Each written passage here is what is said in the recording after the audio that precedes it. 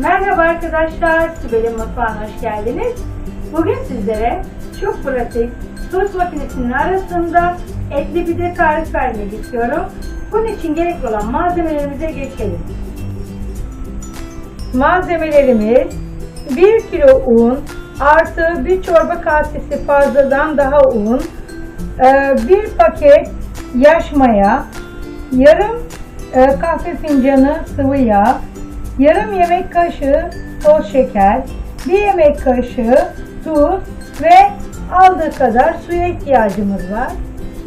Ve etli pidemizin iç malzemesi 600 gram kıyma, 3 adet domates, 3 adet yeşil biber, 3 orta boy soğan, 1 demet maydanoz ve sıvı yağı ve baharatları da 1 tatlı kaşığı pul biber, 1 tatlı kaşığı kırmızı biber, yarım tatlı kaşığı kimyon, yarım tatlı kaşığı karabiber, 1,5 tatlı kaşığı da tuz.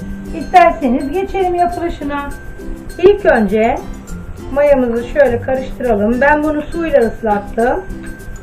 1 su bardağına yakın suyla ıslattım ve şöyle yaş mayamızı döküyorum. Ve şekeri, tuzu ve sıvı yağını da ekliyorum. Ve buraya da hazırladığım ılık su ve onunla hamuru yoğuracağım.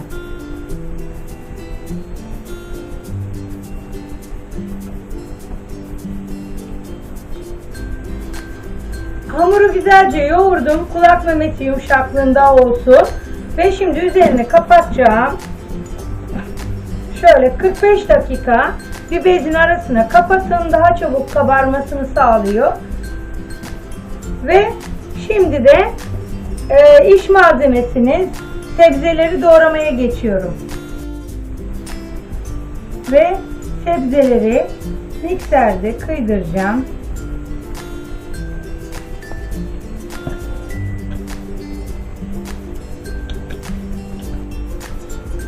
Ve sebzelerin hepsini kıydım. Şimdi içine kıymamı da katıyorum. Üzerinden şöyle biraz sıvı yağ gezdireceğim. Ve baharatları da katıyorum. İsteyen baharatı istediği baharattan kullanabilir. Tuz miktarını da kendiniz damak tadınıza göre ayarlayın.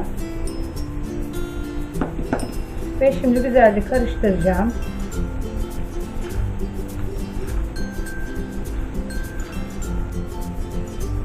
İç harcımızı güzelce hazırladım. Ve bunu da kenara alıyorum. Hamur kabardı. Tahtamızın üzerine unuyoruz.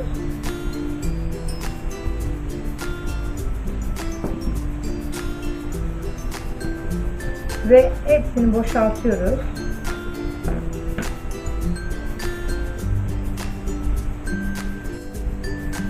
Ve hamurun arkasını, önünü şöyle güzelce unlayalım. Ve avuç içi büyüklüğünde bezeler ayıracağım.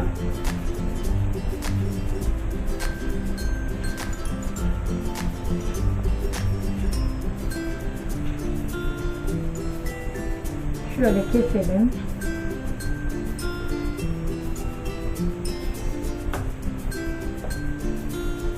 Çok da büyük olmasın. Şöyle avucunuzun içinde gezecek kadar büyüklükte olması yeterli. Şöyle.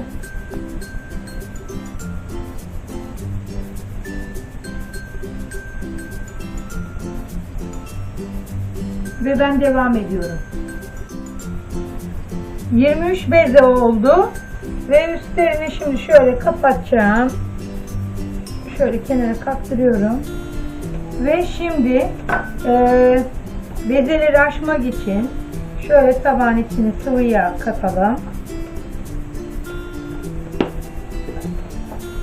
Ve şimdi şöyle bezelerden önümüze alalım. İkişer ikişer alalım. Bu arada tost makinesi ısınıyor. Şöyle yağlayalım arkasını önünde. Şöyle elimizle uzatalım.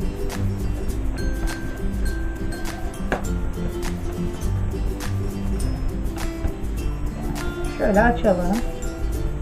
İçine yaptığımız iç harçtan şöyle orta bölgesine koyalım. Şöyle elimizle yayalım.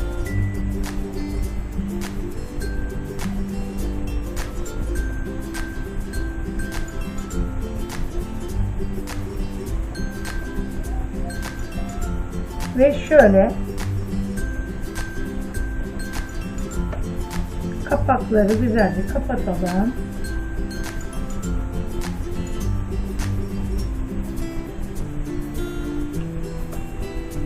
Ve ikinciyi hazırlayalım.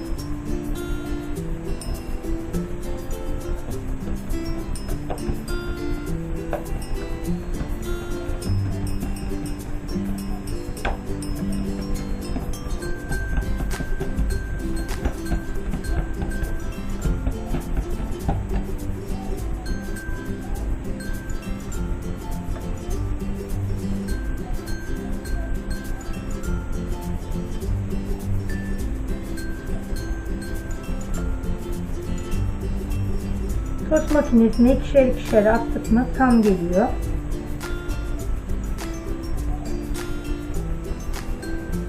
Şöyle kapatalım aynı şekilde.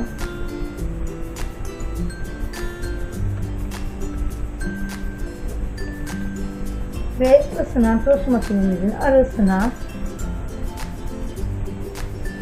pidelerimizi koyalım.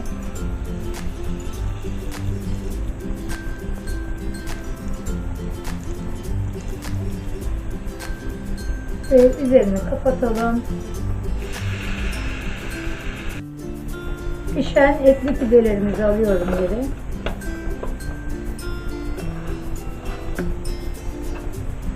Tost makinenizin büyüklüğüne göre 3 de koyabilirsiniz. 2 de. Hani onu da söyleyeyim. Tost makinesinde etli pidelerimi yaptım. Umarım dener beğenirsiniz. İçi pişmez diye de hiç korkmayın. İçi de çok güzel pişiyor. Hiç yani sorun yok. Rahatlıkla pişirebilirsiniz. Afiyet olsun. Bir dahaki videomda görüşmek üzere. Hoşça kalın.